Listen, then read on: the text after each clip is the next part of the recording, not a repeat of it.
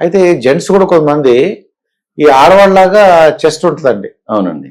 వాళ్ళు చాలా ఇబ్బంది పడుతుంటారు. వాళ్ళు కూడా ఆపరేషన్ చేసి ఆ కొవ్వు అందులో ఏంటంటే రెండు భాగాలు ఉంటాయి. ఒకటి వచ్చి కొవ్వు, ఇంకోటి వచ్చి బ్రెస్ట్ టిష్యూ. ఓకే. సో ఆ కొవ్వు అనేది ముందు తొలగించేసి దాని తర్వాత బ్రెస్ట్ టిష్యూ అనేది తీస్తాం అనమాట. సో చిన్న కట్ తోటి తీసేసి సాఫ్ట్ గా చేస్తారు. అప్పుడు ఇంకా వాళ్ళు సమాజంలో చక్కగా తిరగచ్చు, స్విమ్మింగ్ చేయొచ్చు, షర్ట్ ఇప్పేయచ్చు, ఏదైనా చేసుకోవచ్చు, నో ప్రాబ్లం. ఎందుకంటే అంతవరకు సిగ్గుపడేవాడు కొద్దిగా. అవునండి. అంటే చిన్నప్పుడు చాలా మంది ఏమన్నారు అంటే చిన్నప్పుడే బాయ్స్ కి ఆ చెస్ట్ దగ్గర నొక్కేసేవారు అండి. మిల్క్ లాగా వచ్చేది, ఎందుకలా నొక్కుతున్నావు అని అడిగారు అనుకోండి. ఇది అడిగితే లేకపోతే చెస్ట్ పెరిగిపోతుంది అని అనేవారు.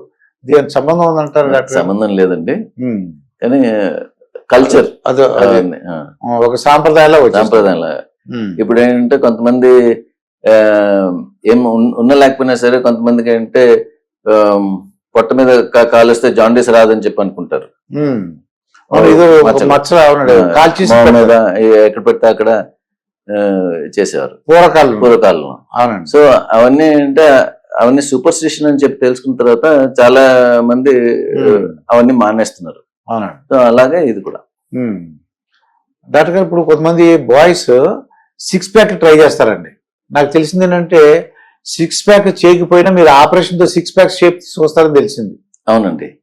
ఇప్పుడు చాలా మంది ఏంటంటే జిమ్ కు వెళ్తూ ఉంటారు 6 ప్యాక్ కోరుకుంటూ, మగవాళ్ళు ఆడవాళ్ళు కూడా. అవునండి. సో వాళ్ళకి ఏంటంటే పొట్ట స్కిన్ క్వాలిటీ బాగానే ఉంటుంది, కానీ ఏంటంటే కొన్ని ఏరియాస్ నుంచి స్టబ్బర్న్ ఫ్యాట్ అంటాం. అంటే ఎంత ఏం చేసినా సరే, డైటింగ్ చేసినా సరే, ఎక్సర్సైజ్ చేసినా సరే తగ్గదు.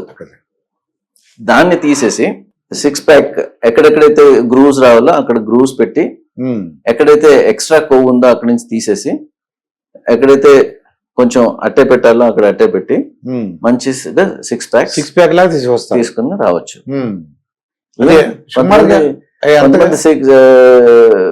ఫిల్మ్ యాక్టర్స్ కూడా అంటే షూటింగ్ మధ్యలో అంటే 6 ప్యాక్ కావాలి, వెయిట్ తగ్గి 6 ప్యాక్స్ రావాలి అనుకున్న వాళ్ళు కూడా ఇలాంటివి ప్రొసీజర్ వెళ్ళడానికి అవకాశం ఉంది. ఎంత అవుతుంది సార్ డాక్టర్ గారు ఖర్చు? అది సుమారు అది ఇట్ డిపెండ్స్ ఫ్రమ్ బాడీ ఏం equipment used, volume of fat, ఇవన్నింటి మీద డిపెండ్ అవుతుంది. ఒక మినిమం ఎంత ఉండాలంటారు ఊరికి తెలుసు? అది 1 lakh 2 lakhs 3 lakhs ఉంటే సరిపోద్ది అంటారా? కొన్ని సందర్భాల్లో అవుతుంది, కొంతమంది కొంచెం కూడా ఉండొచ్చు. ఓకే అండి. అయితే ఆడవాళ్ళు ఉన్నారు కూడా సార్, వాళ్ళు డెలివరీ అయిన తర్వాత ఈ చర్మం వేలాడితే ఇలాగా తెలిసిపోతుంది. మ్యారేజ్ అయిన వాళ్ళకి లేడీస్ అని తెలిసిపోతుంది. అవి లేకుండా చేయగలరు సార్ మనం? చాలా మటుకు చేయొచ్చు అండి. అంటే ఇప్పుడు ఒకటి లూజ్ స్కిన్, ప్రెగ్నెన్సీ తర్వాత ఏంటంటే ఈ కండలు కూడా సెపరేట్ అయిపోతాయి. సో దాన్ని డైవారికేషన్ అని చెప్తాం అనమాట, హెర్నియా లాగా ఆల్మోస్ట్. సో అది కరెక్ట్ చేసుకుని దాని తర్వాత వచ్చి ఈ ఎక్స్ట్రా చర్మము కొవ్వు తీసేసి తగ్గించవచ్చు. సో దాంతో ఏంటవుతుందంటే స్ట్రెచ్ మార్క్స్ ఏవైతే ఫార్మ్ అవుతాయో ఆ స్ట్రెచ్ మార్క్స్ కూడా చాలా మటుకు తగ్గించేయచ్చు. ఆల్మోస్ట్ ఒక 70% స్ట్రెచ్ మార్క్స్ కూడా తీసేయచ్చు దాంతో. కొంతమందికి ఏంటంటే స్ట్రెచ్ మార్క్స్ ఎక్కువ ఉండవు, కానీ పొట్ట కొంచెం ఎక్కువ ఉంటుంది, కానీ స్కిన్ క్వాలిటీ బాగుంటుంది. వాళ్ళకి వచ్చి స్పెషల్ లైపోసక్షన్ టెక్నిక్స్ తోటి మళ్ళీ ష్రింకేజ్ అనేది తీసుకుని రావడం వీలవుతుంది. డాక్టర్ గారు లైపోసెక్షన్ అన్నారు, అసలు లైపోసెక్షన్ అంటే ఏంటి డాక్టర్ గారు? లైపోసెక్షన్ చేసి మీరా లేకపోతే వేరే డాక్టర్స్ చేస్తారా? ప్లాస్టిక్ సర్జన్ చేస్తారండి లైపోసెక్షన్. అంటే లైపోసెక్షన్ అంటే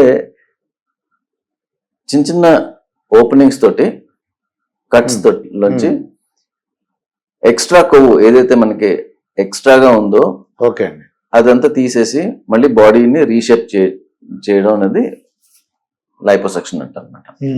అంటే మీరు ఆ కొవ్వు తీసేయడం కాకుండా పర్ఫెక్ట్ షేప్ లో కూడా తీసుకొస్తారు? అవునండి, రెండు go hand in hand immediate గా. ఎందుకంటే మీతో ఇంటర్వ్యూ చేద్దాం వచ్చినప్పుడు ఒక మేడం గారిని చూశాను. ఆ మేడం ఏంటంటే ఒక 140 kgs ఎంత ఉన్నట్టున్నారు. ఆ పొట్టంతా కూడా కట్ చేస్తారంటాడు.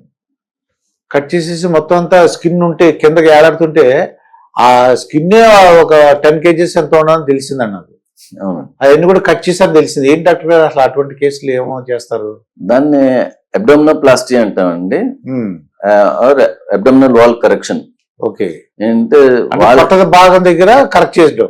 పొట్ట భాగం దగ్గర కరెక్ట్ చేసి మళ్ళీ నార్మల్ సైజ్ అండ్ షేప్ లోకి తీసుకురావడం. దాంతోపాటు ఏంటంటే హర్నియాస్ లాంటి ఏదైనా ప్రాబ్లమ్స్ ఉంటే ఆ హర్నియాస్ కూడా రెక్టిఫై చేస్తాం అన్నమాట. ఓకే. సో దాంతో ఏంటంటే ఎక్స్ట్రా స్కిన్, ఎక్స్ట్రా ఫ్యాట్, ఆ బరువు అంతా కూడా తగ్గినప్పుడు ఈ బరువు వచ్చి నడుము మీద ఎఫెక్ట్ ఉంటుంది, మోకాళ్ళ మీద కూడా ఎఫెక్ట్ ఉంటుంది. సో ఎంత అయితే తీయడానికి వీలవుతుందో అంత రిలీఫ్ అనేది వాళ్ళకి ఏర్పడుతుంది. ఇంకొకటి వచ్చి మరీ ఎక్కువగా పొట్ట పెద్దగా ఉందనుకోండి, ఊపిరి తీసుకుంది, శ్వాస తీసుకుంది కూడా చాలా ఇబ్బంది పడుతూ ఉంటారు. ఎందుకంటే ఈ లోడ్ అంతా వచ్చి డయాఫ్రమ్ మీద పడుతుంది. సో ఊపిరి తీసుకుంది కూడా చాలా ఇబ్బంది పడుతూ ఉంటారు. సో అలాంటి వాళ్ళకి కూడా ఏంటంటే ఈ ఆపరేషన్ చేయించుకున్న తర్వాత ఊపిరి మంచిగా తీసుకుని చాలా ఫ్రీగా ఫీల్ అవుతూ ఉంటారు. ఎప్పుడైతే ఊపిరి పర్ఫెక్ట్ తీసుకున్నారో వాళ్ళ ఆరోగ్యం బాగుంటుంది, ఆరోగ్యం కూడా బాగుంటుంది, ఆక్సిజన్ సప్లై బాగా లోపల ఇంప్రూవ్ అవుతుంది, పర్ఫెక్ట్ గా అవుతుంది, అన్ని కూడా యాక్టివిటీ బాగా చేసుకోగలరు వాళ్ళ వరకు వాళ్ళు. అవునండి. డాక్టర్ గారు మీ పేరు శ్రీ నగేష్ గారు అండి. అవునండి. అయితే నేను ఏమన్నానంటే వయసుతో పాటు అందం కూడా తగ్గడానికి అవకాశం ఉంది, లేదా ముడతలు రావడానికి అవకాశం ఉంటుంది. వాళ్ళు ఇంకా అంటే హెల్తీగా ఉండాలని, ముడతలు లేకుండా వాళ్ళ వయసు కనపడకూడదు అనుకుంటారండి. అంటే ఎటువంటి పద్ధతులు తీసుకుంటే అసలు మీ దగ్గర రాకుండా వాళ్ళ అంటే ముఖ వర్చస్సు కానీ వయసు తెలియకుండా ఉండాలంటే ఏం జాగ్రత్తలు తీసుకోవాలంటారు? చాలా ఇంపార్టెన్స్ ఇవ్వాల్సింది diet. Sufficient quantities of proteins, carbohydrates, fat, vitamins, minerals. Hydration, water consumption is very, very important. Okay. Avoiding sugar, refined oils, aerated drinks, alcohol, and high sugar content bottled drinks.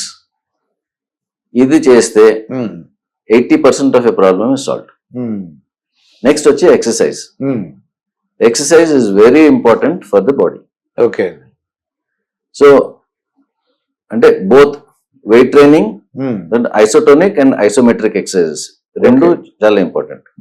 కొంతసేపు at least sunlight లో కొంచెం తిరగాలి. నేను అంటే నల్లబడిపోతాను, నేను అంటే ఎండలో వెళ్ళను అంటే కాదు. మన ఈ లైట్ లో కింద కూర్చున్నా సరే పిగ్మెంట్ అవ్వాల్సి ఉంటే పిగ్మెంట్ అయిపోతుంది. ఎందుకంటే స్కిన్ సెన్సిటివిటీ అనేది లైట్ అండ్ అల్ట్రావైలెట్ రేస్ మీద డిపెండ్ అవుతుంది.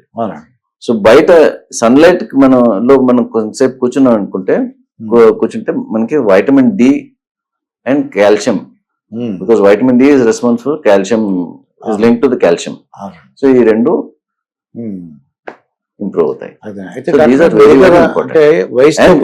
And most important is adequate sleep. Okay. చక్కటి నిద్ర అన్నది లేదు అంటే మినిమం 6 to 8 hours నిద్ర మనిషికి లేదు అంటే మాత్రం వాళ్ళు వెరీ క్విక్లీ వాళ్ళు ఏజింగ్ ప్రాసెస్ లోకి ముసలి వాళ్ళగా తొందరగా కనబడడానికి అవకాశం ఉంది. అయితే వాళ్ళు ముసలి వాళ్ళగా కనబడకుండా అది ఒక యంగ్ గా ఉండాలంటే, ఎప్పుడు చూసినా యువకులుగా ఉండాలంటే చక్కటి నిద్ర, చక్కటి ఆహారపు అలవాట్లు, ఆల్కహాల్ దూరంగా ఉండటం, ఎక్సర్సైజ్ చేయడం, టొబాకో, స్ట్రెస్ ఫ్రీగా ఉండాలి. ఎప్పుడు సంతోషంగా ఉంటే అంత. అవునండి. మనం ఎక్కువసేపు నవ్వుతుంటే చిన్న చూసానమాట అండి, ఎంత బాగా నవ్వితే అంత కంట్రాలు, మోహం కంట్రాల యొక్క ఫ్లెక్సిబిలిటీ ఉంటది, సాగుతుంటాయి, మళ్ళీ ఎక్సర్సైజ్ లాగా ఉంటది అని చెప్తుంటారు. ఎంత బాగా నవ్వుతూ ఉంటే ఆల్మోస్ట్ అన్ని మసిల్స్, ఫేస్ అండ్ నెక్ లో ఉన్న మసిల్స్ అన్ని ఎక్సర్సైజ్ అవుతాయి. అవునండి. మొహం వాల్చుకుని కూర్చుంటే 3-4 మసిల్స్ యాక్టివేట్ అవుతాయి. అంతే.